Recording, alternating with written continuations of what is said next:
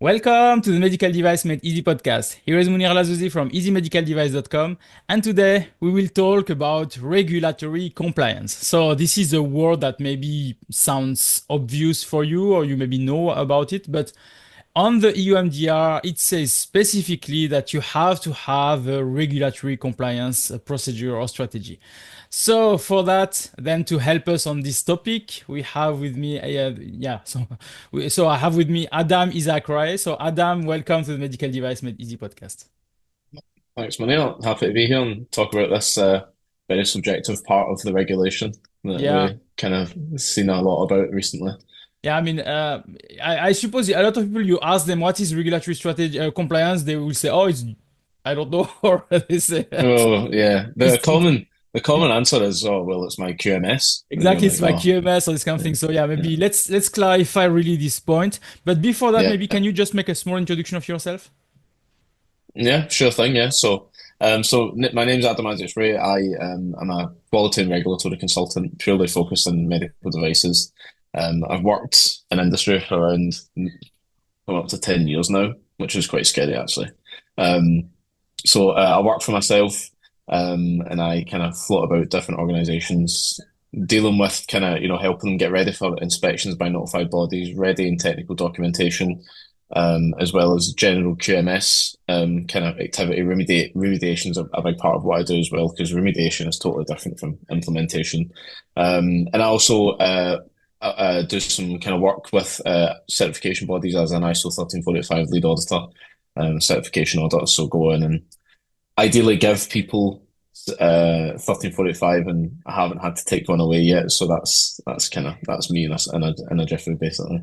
Great, great. And I suppose that you had a lot of experience, or you have had some experience with regulatory compliance now. Yeah, oh yeah. I mean, that's the thing. It's like it's so subjective because you're just like, well, what is it? Surely everything to do with a medical device is regulatory compliance, you know? So yeah, so it's this particular area of NDR was one I've had my eye on, I think, since kind of 2020. Yeah, exactly. Yeah, Because 2020 there was no guidance out. I don't know yeah, if you remember you remember that time when it was we were just going into COVID. There was no guidance out, and I was reading the NDR, and I was just like, "How is this going to be applied?" yeah, And exactly. strategy for regulatory compliance was one of the areas where I was like, "Oh, a bit strange." But now, been through it a good few times, understand the requirements, understand that ultimately there's not a kind of one shoe that fits all kind of thing Right. with it either. Every manufacturer is different. Every depends on the device groups and stuff like that. So lots of different experience, and I think that's what we need to try and cover today is trying to make it applicable to everyone, but also Exactly. specific to everyone.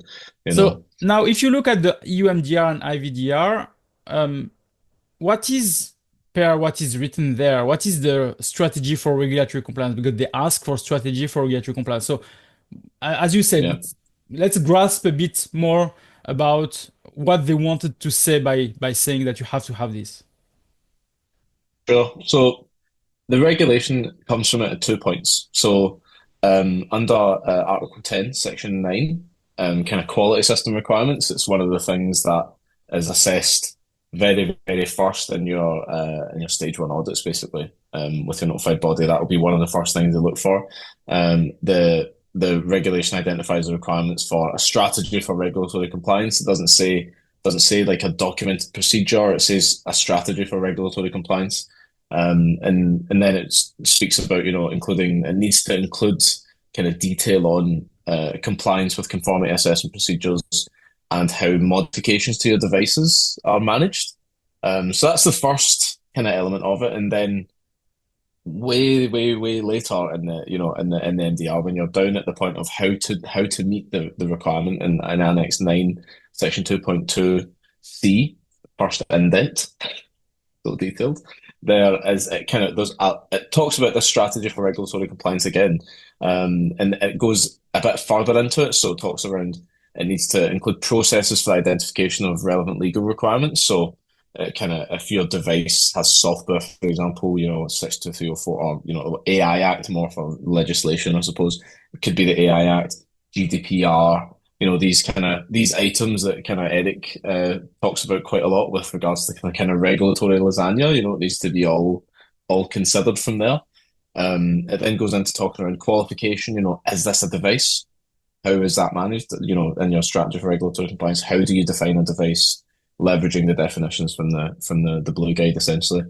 And then also classification, how you handle classification, how you handle equivalence, and then again back into conformity assessment procedures. So the regulation covers it in two sections that are completely miles apart from each other in the regulation. So it's quite easy for manufacturers to be caught out and only see it in one place and just Yeah. think, it's in Article 10, Section 9.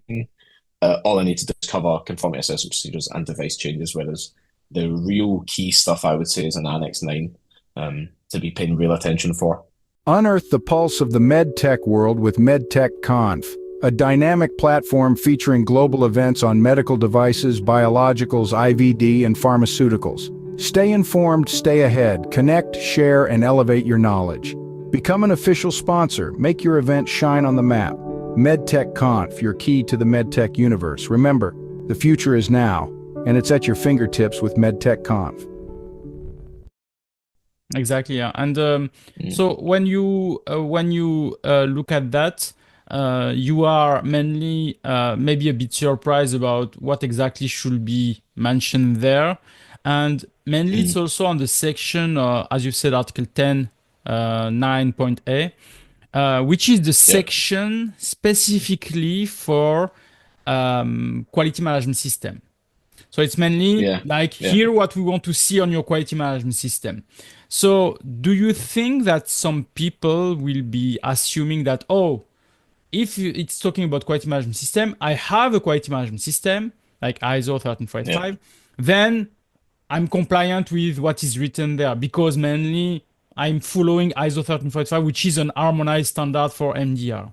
Yeah, yeah. So people will think that, and people there is a kind of there is a kind of ex there is a bit of a kind of a norm at the moment with people kind of thinking Article 10.9, Section 9 of Article 10, sorry, is just met by having ISO 13485, but it's just not the case. So, I would extremely encourage people to look at the annexes of the harmonized version of 13485, because it then goes to each part of that section of the MDR, the quality system requirements, and says fully covered, partially covered, or not covered.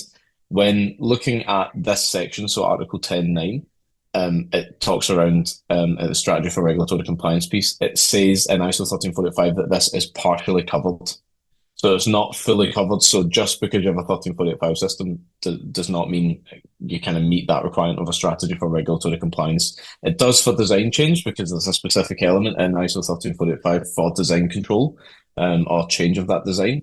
But so you've kind of got one part of that first sentence in the regulation covered, but not the rest of it. The other thing of it is as well, it's neither of these lists that the MDR calls out are exhaustive.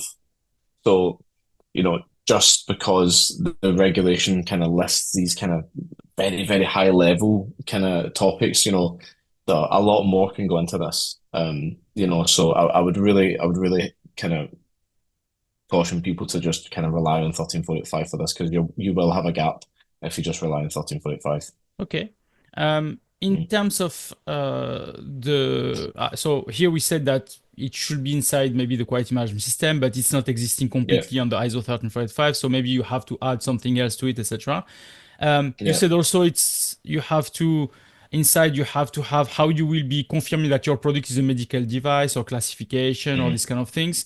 So yeah, now the question is more, should I create one regulatory compliance strategy for each product, or it's something yeah. that they are expecting just a big umbrella procedure that is talking about Mm. how to manage all that? Yeah, so it's a great question. It's the most common one. So, um, I think it's the answer that you and I give to everyone all the time, Monia. It generally depends. Okay. So, uh, it depends if this is a device that's on the market. It has been on the market. It's got well-established technical documentation. it's a device that's been real and it's kind of further in its life cycle than say something else. Then I'd be saying you can kind of get away with having like one general kind of strategy for regulatory compliance that acts as a bit of a regulatory map almost, and very much points to your procedures, points to your technical documentation where required. I would say for that approach, if you're designing, say you and I design a new device tomorrow, the first thing that we would want to do, well, we are both regulatory guys, but the first thing if you're designing a new device would be create a strategy for regulatory compliance, and I would make it device specific. It doesn't mean you can't leverage elements of your QMS. So when it talks around classification in your device specific regulatory strategy, you can say for classification it will be managed in accordance with SOP. But then you can actually start to talk around it then, and it kind of the strategy for regulatory compliance, I think, is often sometimes perceived as tick box. Yeah. Whereas when used properly, it can actually be very powerful, in that sense, because if you use it as a tick box, that's all you'll get from it. If you use it when you're beginning designing a new device, you can look into it and say, right, that is the right classification. That the fundamental question that we always ask when people start to work with us is this a medical device? First of all, you might save yourself so much hassle because you find out it's not a device, So I would say if your remediation, one general kind of, and you've got similar devices with same GMDN codes, and there's a limited number of technical files, and they're all fairly similar, I'd go for one regulatory strategy. If you are lucky enough to be at the start of your MDR journey, and you have the chance to create individual device specific regulatory strategies, I would, especially when you're considering going into different jurisdictions, because even though it's an MDR requirement, it doesn't need to only be used for the MDR and EU. It can be used for elsewhere, at the same time. Yeah, it's what also I recommend mainly for people that are building this kind of regulatory strategy, because regulatory strategy is mainly what is your strategy to go to the EU market, but you can do the same for the US. What is your strategy to go to the US market, or to go to Saudi Arabia, or to go to South Africa, or to go to China, etc. So you can have a regulatory strategy for any country where you are going, because each country has its own regulation here. So what needs then? So we reviewed before a bit of what you said, what should be inside this regulatory compliance. So can we be more clear in terms of what exactly should be inside, and which information we are expecting to see, or the notified body maybe is expecting to see within this regulatory compliance strategy? Yeah, sure. So they will expect to see, so that kind of everything we mentioned above. So the kind of procedures for how you kind of define conformity assessment routes, procedure for management of change, kind of all the area in your QMS that deals with that. Processes for the identification of relevant legal requirements. So, if you have a software device, how are you going about identifying this? At that very kind of, if we look at through that stage one lens, it's just saying, do you have a process for that? Yes, that's okay. Also, kind of that again, qualification, classification, handling of equivalence, and then again, kind of making sure that those elements are tight, because they're the ones that will be kind of truly assessed against in terms of the notified body needs to see them for their audit reports to say, yes, they have one of these. But to make it more effective, I think also there's other elements that need to go into it. So, kind of handling of economic operators, such as appointment of an authorized rep could be in there. The strategy for, importers and distributors. Again, this is where we talk around if we're designing this new device, thinking about that stuff up front. Then how's this going to work? Who are we going to have as distributors? Do we want to just establish the manufacturer in the EU instead of, say if we're in the UK, do we want to just establish the manufacturer in the EU, and then we don't need to have importers, authorized reps and stuff? We see a lot of organizations that kind of end up so far down the route where they have to appoint an authorized rep in the EU, they have to get importers there. Whereas if you do that right up front, maybe you kind of counteract a bit of that. One element that it's not mentioned anywhere, really, but I think it's a really good part to put in here is the competency and resourcing for the production of that device, basically. And so you kind of look at it up front and say, we want to design this device. Here's the intended purpose. Here's where we want to go. here's how it's going to be classified, here's what it's going to, kind of do. Then you can ask that question, say, do we have the correct resources in the business to do this? Instead of kind of getting too far down the line and realizing, oh, there's no guidance out there on any of this, and we need experts, and you end up having to, get loads of expensive consultants in basically to deal with it all. I think, competency and resourcing is an element that's not linked to this in ISO 13485 either. But I think it should be kind of something that's a bit forced into that, almost. Selection and designation of PRRC. Yeah. Should be kind of also linked in there. It'll be interesting to see if that comes up at the conference in Malaga, if there's any kind of link to this. Because small business, then they have that right to be able to outsource it. So upfront, if you're doing your regulatory strategy, you can say PRRCs, we meet the definition of an SME, therefore we are going to outsource it, and that can, act as a bit of a quality record to kind of define where you're making that appointment. Selection of notified bodies also could be in there, or the strategy for your notified body, as well as kind of, if you need to, yeah, absolutely. If you need one, which should come as an output of your kind of classification, qualification, and conformity assessment procedure, so all should kind of link together to produce this output. And then, one really important one, I think, is kind of communication with competent authorities. Yeah. How does that work? So either it should have that gap there to say, right, we've got something to plug in from a QMS, we've got a procedure for communicating with competent authorities, or we don't, and then you say, right, we've got a wee gap here.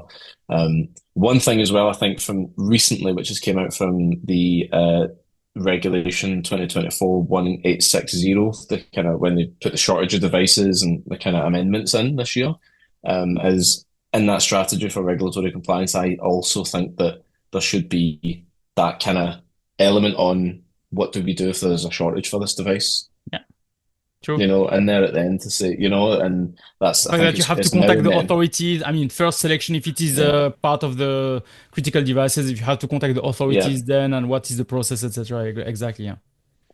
Yeah. They put that because it's Article 10A, I think it is. It's coming under an exactly, MDR. Yeah. And I think that's a really useful thing to have in there to say this is something we need to be mindful of. Do we have something in the QMS that's going to show us and give us a kind of QMS trigger if we have shortages of this device? How are we going to handle it? No, it's clear. It's clear that, and when you talked mainly, I thought, because there is a strategy of, or you make a procedure that is explaining all this. But if we are willing to also talk about the product, so maybe there should be a procedure talking about this, plus that procedure is referencing maybe another document that is specific to a product that will be classifying the product. Because if you have a class 1 product only, then it's easy, you can make everything. But if you have a class 1 plus class 2A plus class 2B product, maybe your regulatory strategy can be a bit dependent on what is the class of the product. So then you'll have maybe a SSCP for if it's implantable. You'll maybe have other elements if it is needed. But maybe at the end, or even for class 1, they are not obliged to be ISO 13485 certified by a certification body or notified body. But class 2A, they are obliged, etc. So this is a lot of differences when there is a different classes. So it's why maybe adopting a general procedure that is explaining how to do the regulatory compliance strategy, and maybe a reference document for each product. So maybe it's part of the design and development to say the first piece of the design and development will be to talk about the regulatory part, and then all those elements will be mentioned. What is the classification? What is if you need a notified body, etc. So there are, I think, a lot of possibilities as long as you are fulfilling the requirements that are mentioned on the EU MDR and IVDR. Yeah, I think that's the problem with is that it's such a light kind of requirement almost. It's heavy, but it's also very flexible. So manufacturers kind of get to that point that there's so much potential to do it, and people just don't do anything, because they're just like, oh, we could put it, because I've seen a lot of organizations that put it in the quality manual. The quality manual is actually a really good place for some of this. And then like you said, it can link out to device specific, so it can link to a technical document or a device specific design and development plan. I'd say that is definitely one of the easiest, kind of from what I've seen in the industry, one of the most pragmatic solutions. But when there's so many choices, it's like you're it's overwhelming. I find that as well. If I've got to I make agree. I choices, I'm agree. overwhelmed. I agree with you. Yeah, So what are your, maybe to summarize a bit, what are some best practices or some tips that you would be recommending to the audience here to um, build and maybe work correctly with when people are asking them about their regulatory compliance strategy? yeah, yeah, sure. So I think the first thing would be to, get it entered into get your QMS established to have something like this that kind of creates a bit that is an output of something. Like you said about design and development is the first point. Get it integrated QMS that your QMS pushes for a regulator and that covers you for new devices. That's the kind of most important part. Remediation wise, I'd be saying you can kind of leverage like maybe one, like we said, the existing one. But I'd say make sure your QMS is capable of doing it. Don't just allow a regulatory strategy to appear out of nowhere, because then it doesn't have any link back to the QMS. It doesn't really make any sense. It's a bit strange. I'd say additionally to that, all again, like we said earlier, although the strategy for regulatory compliance is a requirement from the EU MDR and IVDR, it should be used to ask questions, meaningful questions, into the real kind of fabric of what you're trying to do with this device. So if you're kind of cover it for multiple jurisdictions, so say we want to design a device that's going into the EU, UK, and FDA. By doing that regulatory strategy first, it will force everyone to sit down and say, right, we've just had that debate last week Yeah. with in the commission. So again, and there was so much conversation around manufacturers not entering into the EU and going to America instead. Basically, it's kind of almost been pinned as like Europe versus America at the moment for like the best place to put a device in the market. So if a manufacturer assesses all of this up front in a regulatory strategy, they could look at it and say, well, UK is under transitional arrangements with the EU, so we could go for MDR first. And when we get MDR, then we automatically can leverage that for the UK. And then we can then look at FDA after that, for example, or because then they could rush into it and say, right, we'll get UK first, and then all you've got is NDD, basically. And the gap to go for EU is massive, So I'd say it should be used to ask really meaningful questions, such as is the cost of this device and the cost of regulatory compliance, which is something you and I talk about a lot. Is it worth it here? In that sense, and such things as where you're going to put it. I think really using it to ask meaningful questions between the leadership team and the business is a key part of it, and don't just allow it to be a tick box. Hey, just a second. Do you need a EU, Swiss or UK representative? Then choose Easy Medical Device. We can represent you and also become your importer. Contact us at eo@easymedicaldevice.com. Exactly. It's what we are saying for everything, for even the quality management system or for any procedure or whatever. The idea is mainly that you are benefiting from what is created. So, the point of making it just a checkbox is that maybe you don't have enough resources, you don't have enough time, or don't have enough thing for taking care of all this. But at the end, it's what I maybe call a castle of cards, if I can say. Somebody will blow on it and then everything will fall down. A notified body is coming and making an audit and everything falls down because when it's a checkbox only, everybody sees that. And at the end, they will find a lot of issues. There will be a lot of misconnection, error, etc. So you will have made a lot of effort to build something that can be just blown out by an audit. And at the end, more importantly, if it's an MDR audit, stage 1, they will come and they will already blow it out and they will say, okay, maybe we don't need to come to for stage 2 because it's not working actually. It's not even worth to come for us. Yeah, you're not ready yet, kind of thing. And I think that's also another kind of best practice tip there on that is that obviously the expectations will be different from stage 1 and stage 2 of what they're looking for. So, but again, the way you design the strategy for regulatory compliance, if you design it very much as a map, then you can inadvertently lead them into technical documentation on a stage 2 audit, which you don't really want a notified body to begin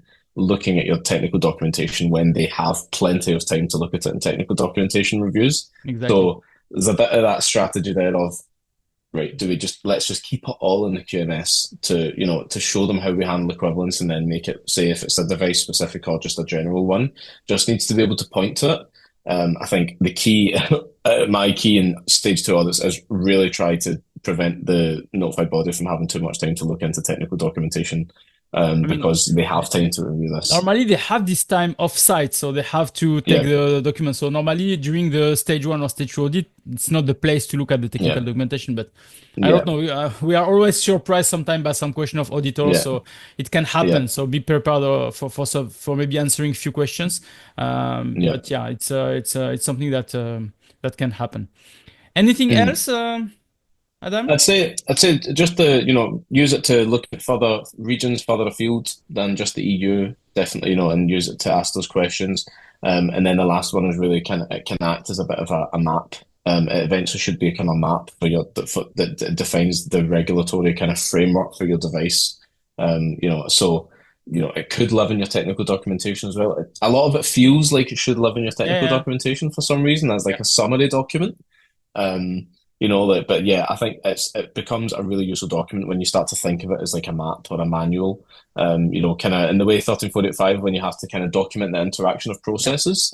In the same kind of way, it's kind of acting a bit like that, but for the regulatory stuff, and you can kind of point it out to like if you need to comply with the AI Act, how you're dealing with that, GDPR, and all these other kind of elements of legislation that will apply at points. And yeah, I think the main thing is on if manufacturers don't know whether to do one or several. I do think it depends on where your device is in the life cycle. For that, I'd say just have a good think about it. If your device is further on the life cycle, well-established technical documentation, all fairly similar, I'd say you can maybe get away with one general one.